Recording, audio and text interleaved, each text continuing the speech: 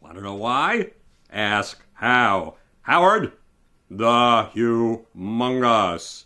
This week, a policeman in Charleston, South Carolina, fired 8 shots at a 50-year-old man, a father of 4, and hit him with 5 of those shots. It was a brilliant act of marksmanship. It was a horrible act of humanity. We were all outraged. Philip Zimbardo, the social psychologist, says that problems like this are not caused by bad apples. They are caused by bad barrels.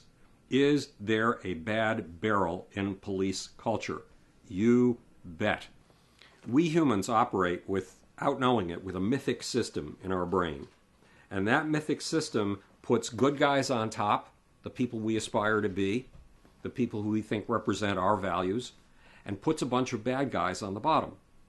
And the bad guys are people we are taught, without knowing it, we are taught that these people are fair game. We are taught that these people, if you kill them, that's not killing a human being. That's killing a bad guy. So these days, we still have the Nazis as bad guys, for example. These days, Islamic terrorists are bad guys. But guess what? Within the world of Islamic terrorists, you and I are bad guys, and it's perfectly fair to kill us. So you're right. You posed that question extremely well. When you come into the hands of a person who you know hates you and has you at the very bottom of this mythic pole as the bad guy, and you have been dehumanized and you have been demonized, and killing you is no problem in that person's eyes, you are up against a really severe problem when you are stopped by an authority of the other side, of the people who believe that you are automatically a bad guy. Well, guess what? The victim, Walter Scott, felt that he was at the negative pole, the bad guy pole, of a mythic system held by white people. And the cop, Michael Stager, felt that he was at the bad guy pole of a mythic system, a system that's shared by all of the people who've been protesting against police violence over the course of the last 7 to 8 months. Not just that, but liberals, people like me, and by the black community, which has been calling the police pigs since the 1960s. So you have a guy with a gun who's afraid that for his life, but he wasn't afraid, theoretically. And you have another guy, a black guy, he's not afraid for his life. He owes $18,000 in child support. He hasn't paid child support payments in 3 years. There's a bench warrant for his arrest. He's driving a car for which he doesn't have insurance yet. And he's already, once upon a time, he got a $35,000 job. That was the best job he ever got in his life. And then he was jailed for not paying child support. And that job disappeared because nobody wants to hire an ex-convict. Nobody. So he was apparently running, this is what the family's attorneys think, he was running because he didn't want to end up in jail again. Now there's another problem here. Michael Slager, yes, knows that he's considered a pig by a lot of members of the black community and a lot of members of the white community. But the fact is his life was never in danger.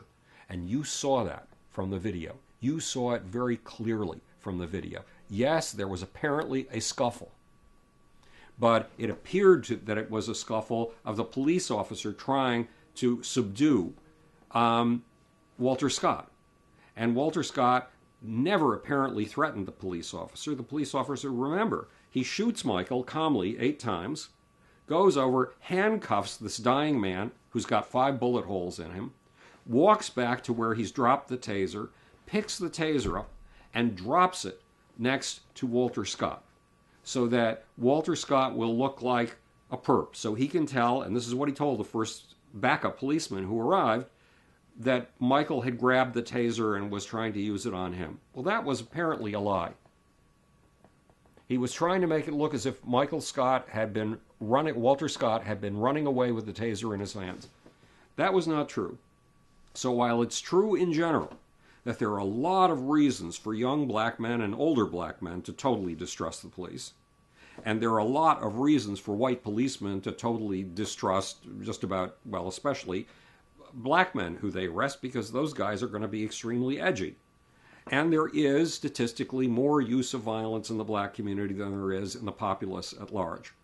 In the case of Michael Steger shooting Walter Scott, Michael Steger never had grounds to fear for his life, and he was the guy treating a man simply because he's black and simply because he's running away harmlessly as target practice, as if the difference between life and death doesn't count.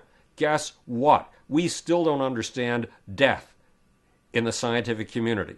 We still do not have a clue of how to take a person who was alive 2 minutes ago and is dead now and return him to life. We have a few little tricks. We can breathe into his mouth. We can use something to make his chest jerk electrically.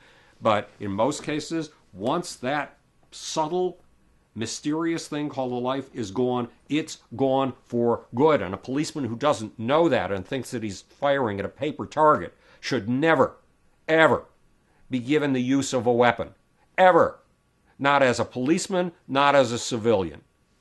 I want to tell you a little story about police arrogance. First, we'll skip over a story of a day when I was bicycling down a street here in Brooklyn, and it was in the middle of a citywide campaign to stop littering. 4 policemen were standing around talking to each other. One was holding a can of Coca-Cola, and when he finished the can, he dropped it in the street. I stopped my bicycle, went back, and said, "You're supposed to be the role models that we're following. You should not be doing this." And they gave me a look like if I didn't get out of there fast, there would be big trouble. For me, not for them. A lot of fun for them. The story. One day, it was 1972, and things haven't changed much in police culture since then. I was crossing the Brooklyn Bridge on my way to Circus Magazine, the rock and roll magazine that I, a science nerd, somehow ended up by accident editing. I was on my way up to 2nd Avenue and 43rd Street. The Brooklyn Bridge walkway is a mile long. And as I went across that long and lonely stretch, there was a guy coming toward me I had seen for months, crossing the bridge in the opposite direction at the same time every day. He was black, and I couldn't tell anything else about him, but I figured, Bloom, you idiot. You pass this guy every day. You have never acknowledged his existence. Why don't you at least give him a smile? So I did.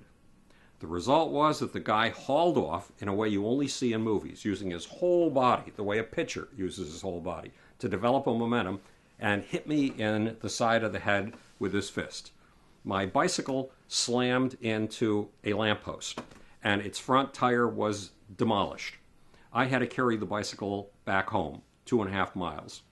I was very concerned. If this guy was going to hit me over the head, maybe he was doing it to other people. I wanted this to stop.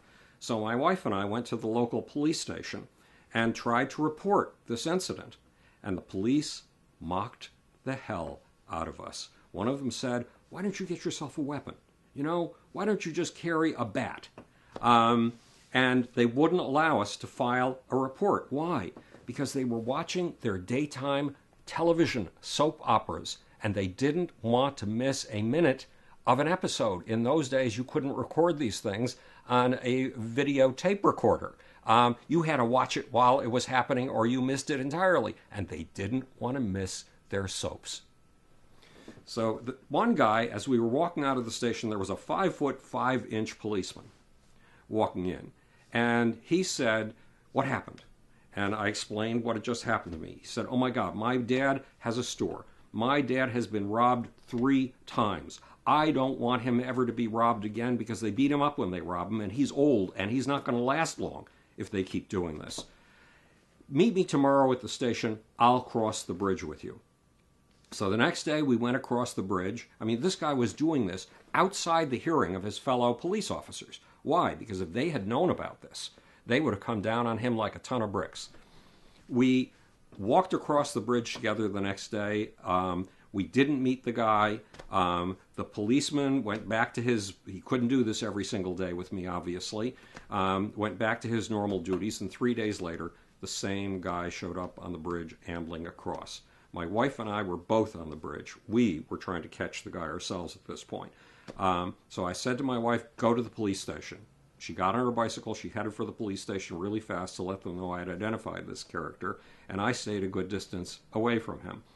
When the police arrived, they said, what are you doing? And we had bought these long dowels, you know, the things that you use for a closet to hang your clothes on. So we had these 2.5-foot long dowels strapped to the back of our bicycles. The police had told us to do that. The police, when they showed up, looked at these dowels on the back of our bikes and said, what are you doing with that? That's a weapon.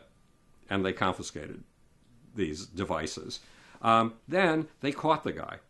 And when we got to the station, I waited for something like 3 hours for the police to do the paperwork, and they really weren't that interested in processing this guy. They were trying to figure out a way to let him go so they wouldn't have to do the paperwork, because the paperwork takes hours. And then another little 5-foot, 5-inch policeman walked in and said, what happened with this guy? Pointing at the guy who'd hit me over the head. And I explained the story, and he said, oh my God, I found this guy hitting a little old lady over the head with a lead pipe on the Brooklyn Bridge 4 months ago. And I chased him. Remember, that's a 1-mile span. And I chased him, and I lost him. And he went to all the other officers and said, I want this guy in jail. I want him in jail now. That's the only reason that this guy was jailed. In essence, the police felt, policing, sorry, it wasn't their job. Daytime soaps were their job. Humiliating ordinary citizens like me who might have a problem, that was their job. What do you think would have happened if they had stopped a Mercedes in North Charleston, South Carolina, and for a broken taillight, and the person that they were stopping had eventually gotten out of the car and ran? They would have been very calm, just like Michael Slager, the police officer, was extremely calm. He took aim as if he were at a shooting range. He took aim as if that were not a human being running away from him. That was merely a target, and as if it was his right, just the kind of right that you see in all the police movies, where the police do amazingly monstrous things, breaking down everybody's doors, shooting people, occasionally by accident and considering it a joke. That's the way it looked in the video on Michael Slager. Was Michael Slager a bad apple? Or was Michael Slager a product of a bad barrel? I suspect it's a little bit of both. This is Howard the Humongous, speaking to you from the future. It's your job and my job to make.